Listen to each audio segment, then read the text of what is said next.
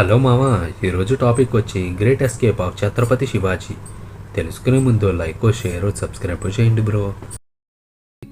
భవనంలో బందీలా ఉన్న శివాజీపై నిఘా పెట్టిన సైనికులకు ఆయన ప్రవర్తనలో హఠాత్తుగా మార్పు అనిపించింది. ఆయన చాలా సంతోషంగా ఉన్నట్టు కనిపించింది. తనకు కాపలాగా ఉన్న సైనికులతో ఆయన నవ్వుతూ సరదాగా మాట్లాడుతున్నారు.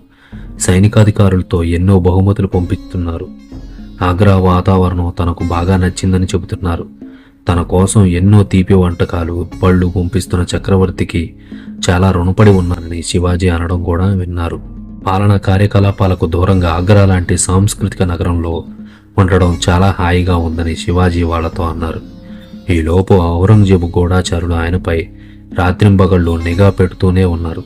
శివాజీ ప్రస్తుతం చాలా సంతృప్తిగా కనిపిస్తున్నారని వాళ్ళు తమ చక్రవర్తికి ఒక సందేశం కూడా పంపించారు.